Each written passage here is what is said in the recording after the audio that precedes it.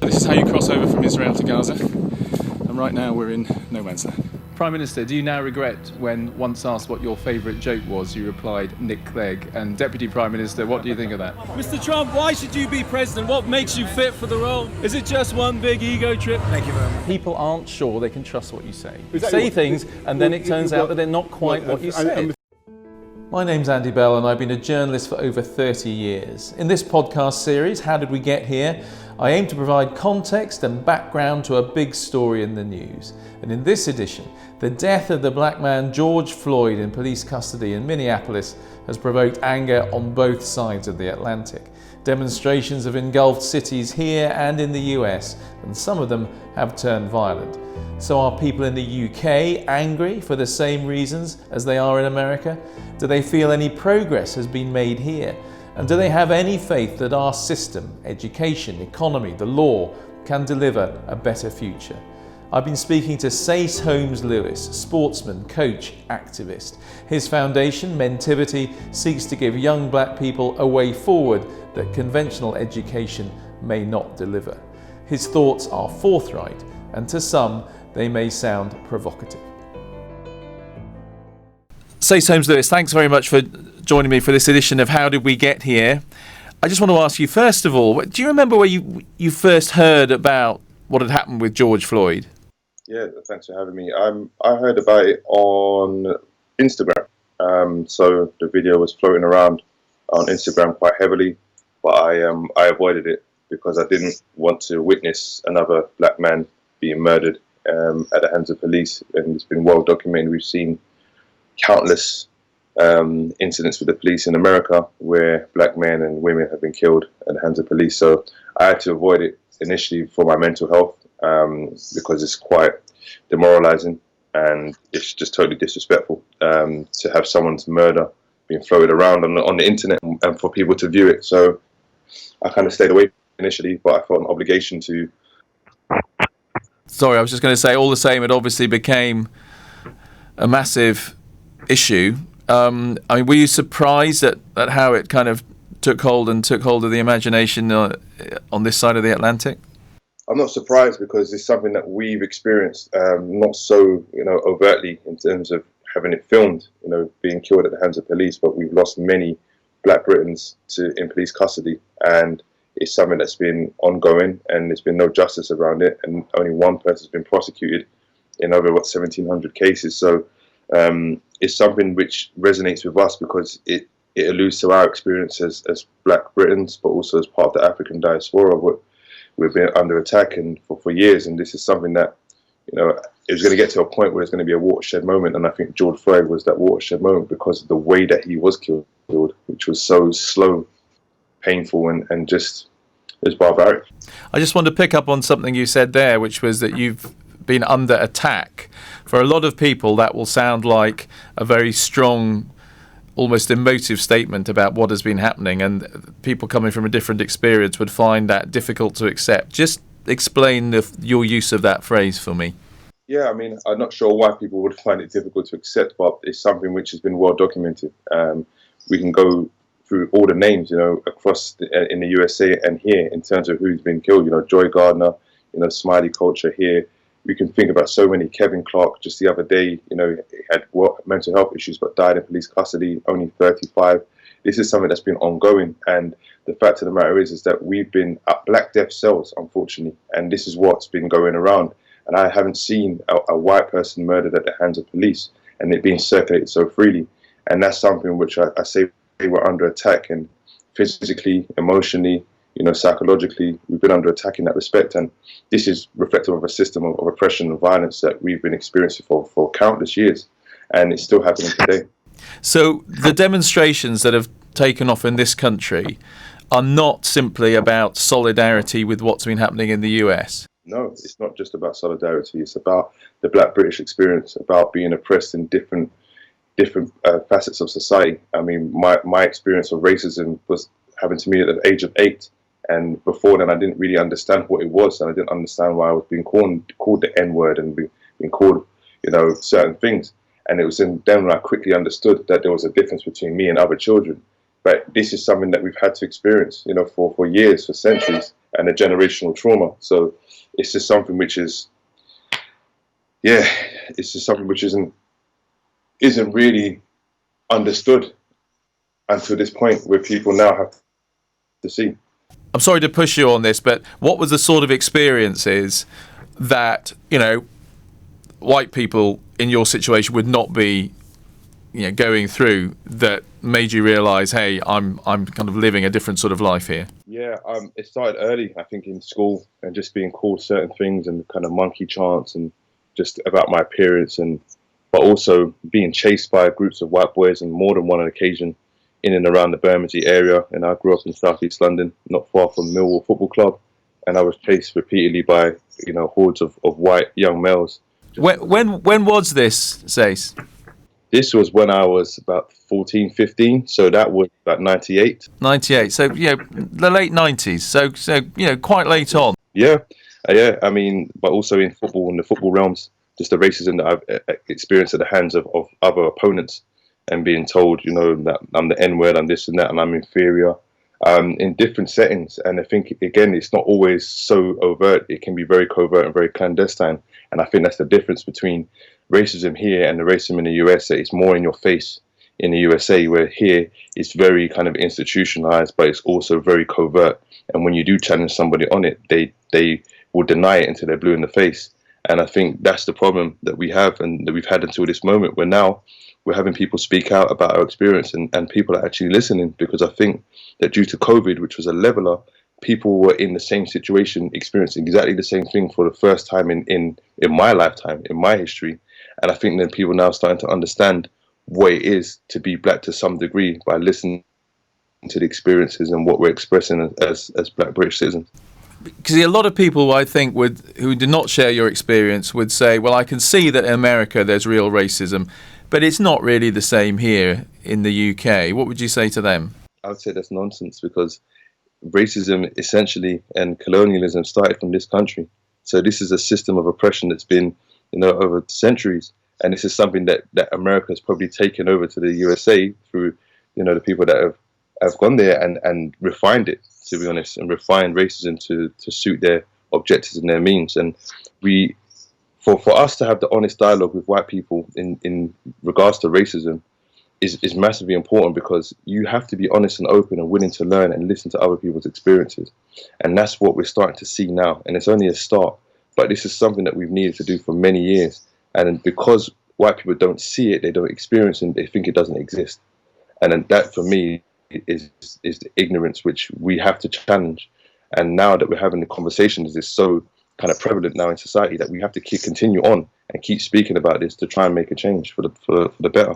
Okay, but do you accept that things have got better in this country in your lifetime? No, it hasn't. It hasn't. It hasn't. You don't feel it's improved at all in terms of, even legislation, anti-racial discrimination legislation, all that kind of thing? But the fact is, if we have to have legislation to enforce that, then it means there's a problem in the first instance. So the fact of the matter is that, you have affirmative action in the United States. You have all these different things, which is like, right, we're giving you the opportunity to do this. We're giving you this opportunity because we're allowing you through legislation. That shouldn't be the case.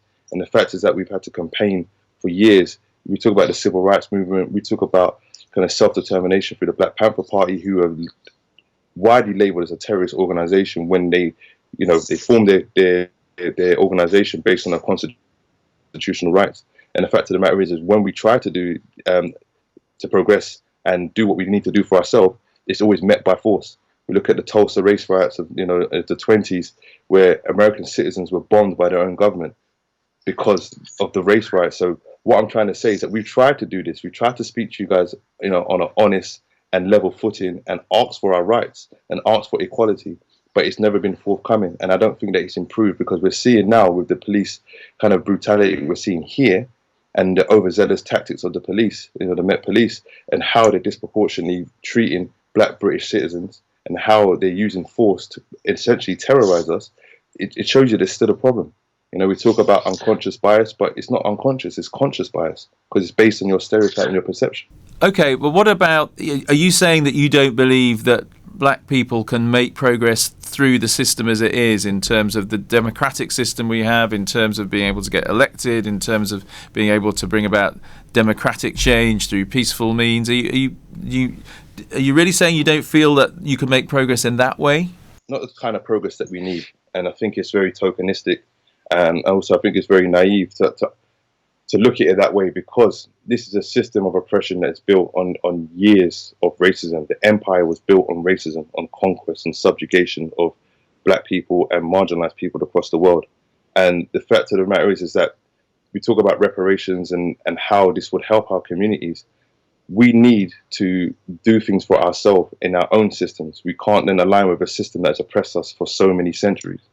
And that's what the people seem to forget, is that when white people talk about the empire, they talk about all that was great, but they don't talk about the millions of people that it has killed and murdered and pillaged through its actions. And the wealth of this country is built on the backs of the labor of marginalized people and black African diaspora across the world. And I think once we understand that and realize that what part we've had to play in this whole system, that it props the whole system up. My grandparents came here in the Windrush generation to help rebuild this country after the war. But what were they met with? Racism. My granddad was spat on and assaulted by police officers consistently, coming over here as a young man from Barbados. My grand too. And the fact of the matter is that this is something which is aligned with ignorance, and it's aligned with superiority, which I think is unfounded, because we have brought so much to this world despite being oppressed for the last 500, 600 years. I mean, you're right. That sort of prejudice was obviously founded on ignorance. I guess all I'm trying to say is, do you not feel that the system has developed so that, your grandparents may have faced that, but their grandchildren, people like yourself, there are avenues, there are ways forward in this society. There are ways that lots of black men and women can make successes of their lives today in the UK. Do you not feel that the system has, developed to accommodate that? Again, so your key word is accommodate. Why should we be accommodated? Why can't we be looked at as equals? Why can't we take charge of our own destiny? And that's what the problem is that when we talk about this with white people, essentially, is that it's always like, we've allowed you to do this, oh, you can do this, or this potential that you can, progress, or social mobility. But the fact of the matter is that when you look at our communities and you look at what the work that we're doing with Mentivity, is that in education is institutionally racist in terms of the disproportionate numbers of black males and females that are being excluded from primary and secondary schools, which can lead to serious youth violence, because then they're caught up in this cycle of oppression. And the fact is that we look at our communities and the lack of opportunities. This is why we've developed programs with Goldman Sachs. This is why we've developed programs with the Bush Theatre, and working to create this visible and viable pathway for young people to progress, because all too often they're met with underlying tones of racism. We say unconscious bias. Again, I don't believe in unconscious bias, because people are educated enough to know what actions they commit how it makes someone feel. So again, I think that we really have to turn this whole system upside down and understand that even education is institutionally racist, because all we're taught from history perspective for black people is that it started with slavery, and we might touch on ancient Egypt. There's so much more black history. And the fact of the matter is that you can't be then educated by the same people that have oppressed you and given opportunities by the same people who have oppressed you, because that's going to affect your social standing. That's going to affect your ability to flourish as a community. But doesn't this lead you down an alley where you're going down a sort of separate development, sort of marginal to what is still, whether we like it or not, the kind of mainstream opportunity for young people in this country? And the danger is they're not going to be able to benefit from the kind of the wider opportunity that the main system will give them, because they'll be going down a kind of separate track. I don't understand why a separate track is frowned upon, because if you look at the Asian community, they have a separate track. They have Chinatown. We don't have Africa Town. We don't have Jamaica Town, but that's not frowned upon. That's celebrated. Everyone else has their own. You have Little Italy. No matter where you go, you have. And the fact is that we don't have anything which identifies us as a people, and we don't have our own nation state. We don't have our own flag, and this is the problem that we have: is that we're oppressed because we are not unified. Africa is not unified. We don't have a military to back us in these situations. In terms of reparations, we can't go to the World Court and say, right, the United States of Africa wants to make a claim for reparations against the oppression, the killing, the pillaging of our people. We can't do that. Whereas the Jewish had to do it through Israel, the nation state. Japan, in terms of American Japanese, when they were put in internment camps, they got reparations because they had the structure to do so. We don't have the structure to do so, and that's why we need to change and formulate our own lane. I mean, there are African countries that, are clearly many African countries that are independent and are run by Africans. But we're talking about British people who live in the UK and who presumably want to be part of, the UK society. Yeah, I agree that, and I'm a proud Black British citizen. But then when I went to certain situations where, like, I went on trial at an unnamed football club, I was told in no uncertain terms that because I was black and I was a centre back, I want to get the opportunity because there were white boys that they felt they were better than me and they fitted the ideology and philosophy of the football club. Now, you fast forward now 15, 20 years, a lot of the centre-backs are very technical, are very good, and that's what I was back in the day. But I had to go to Ireland to get that opportunity. I had to go to Romania to get that opportunity to play professional football. But that has changed, Sayce. Don't you feel that has changed? Isn't that progress? But the thing is, it's changed because it's marketable, because football has moved, is evolved in this country. What I'm trying to say to you is that when we were trying to contribute to the community and the economy, it wasn't good enough because we weren't seen as equals. We weren't seen as progressive people. And we're still viewed in that way. And the fact is, when people talk about British culture now, who will come up? Stormzy will come up. Dave will come up. So many different things which allude to Black British culture. And we've been trying to be a part of this system in the way that we want to be, but it hasn't worked. And the thing is, we have to have diversity, inclusion. We have to have these racial equality boards. We have to have all these different things just to be a part of society. So it's all these obstacles just to be a part of society when we can't just be a British citizen. It always has to be BAME. I don't subscribe to the whole black and minority ethnic because it alludes to us as being inferior because words are very powerful. So again, why can't we just be British citizen? Why do we have to be BAME?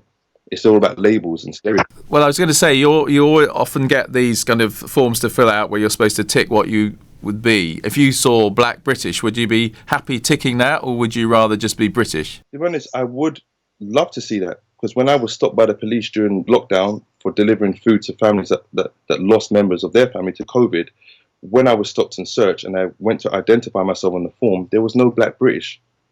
There was no Black British. I was Black Caribbean, Black African. And the fact is that is a very iconic piece of what I'm trying to say is that you don't even allude to us as Black Britons, even on the Met Police kind of, identification form. And that's why I question that. Where's Black British? I'm a British citizen. And I'm proud of that. I'm proud of the opportunities that I've had. And I'm proud that I'm able to do something to give back to my community. But I have had to go through 21 years, 30 years, however many years you want to say, of hardship just to get to this point where I'm a CEO of an organization, giving back to my community, providing opportunities, but also trying to dispel institutionalized racism in education and different settings. And that's what I'm trying to do, is create opportunities for our young people to flourish, because we have a problem in our communities. I agree. But there are people like myself, like United Borders, like Amani Simpson, people that are trying to give back to their community and trying to mobilize their community by providing opportunities so that they don't fall into the trap of the drug game, which is not run by us. These are run by organized crime syndicates, and our young people are being exploited. So we're trying to solve this problem, but it's so hard just to do that. We're met with opposition just to do that, even though we're trying to solve a problem. I mean, for someone like me who would love to see somebody like yourself feel absolutely involved, part of UK society and making your way and helping others to make your way through UK society, I find it very disheartening to hear from you that you just feel you still can't do it and you almost have to produce a separate path for you and maybe another generation again. I mean, is that really what you're saying? What I'm saying is that we need our own economic standing. As I said, we don't have enough resources in our community. This is why during COVID, so many of our Black Britons were dying, because they had to go out to work. They're the front line on the lower rungs of the ladder in terms of having to work and living from check to check. The economy doesn't lie. And that shows that we're disproportionately dying because we're more exposed to other people, because we have to provide for our families. We don't have the economic structure. If we don't have the economic structure, then you don't have the power to influence change. And that's what the problem is that our money leaves our community too quickly. And this is why we're not able to employ our young people, who are then going on the streets to try and make money in a capitalistic system in order to survive, because money makes this country go around. What is a practical change you could make there then, you think, that would really make a difference? It's keeping the money in the community, investing in ourselves. And that's what we don't do. We're too quick to spend money outside of our economy. Everything leaves our economy too quickly. And we don't have a system of where we can invest in ourselves. And that is the problem, is that we're dependent on the system that has oppressed us for far too long to influence change.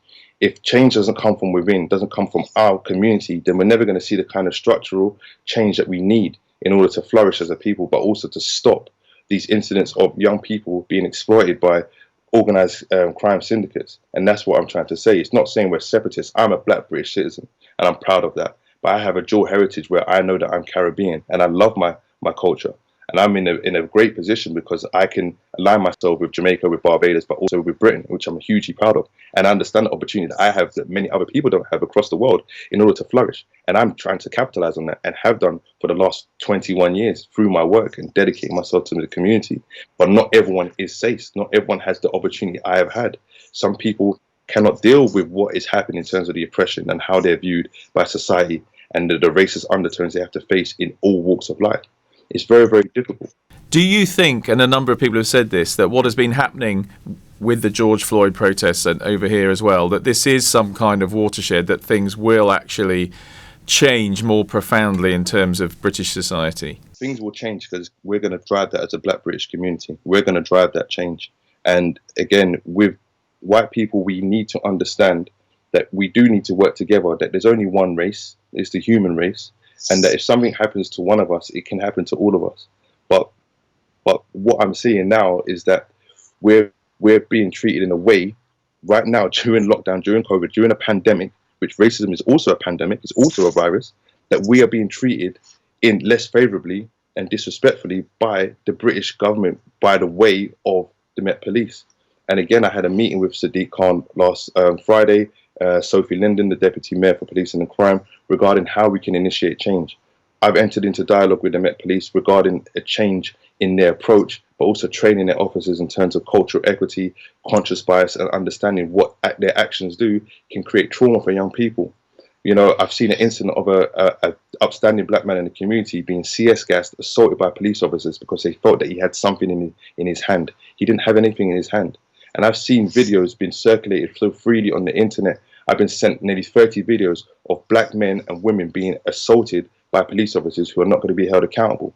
So we do need to go through the channels, like you said, in terms of speaking to the people in power, in politics, and getting ourselves into those realms. And that's what I'm trying to do. But we're going to keep this momentum going. We are going to initiate change. We're going to have sustained change because it's important. And the future of this country depends on this change. And it also depends on us working together. I mean, do you think in the end it's just impossible for, say, a white man like me to understand where you are coming from, what your experience has been, and how that shapes your view of British society? Definitely. And I think some people have privilege, but they don't understand it because it's never been challenged.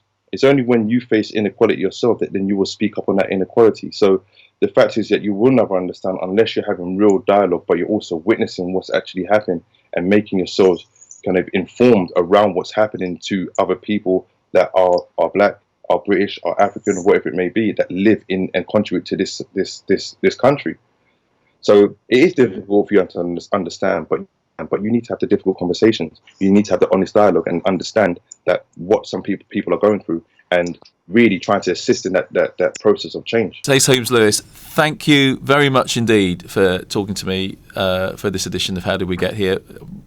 Really very, very interesting and quite challenging for someone like myself, I'll be honest, but I really appreciate you talking to me and all the best. Thank you. I appreciate you too. Thank you. The activist and mentor Sayce Holmes-Lewis. If you have thoughts on this or ideas for other podcasts, you can email me on andy.bell@itn.co.uk, and I'm tweeting at @AndyBell5News. Thank you for listening to this edition of How Did We Get Here? There will be another one along soon.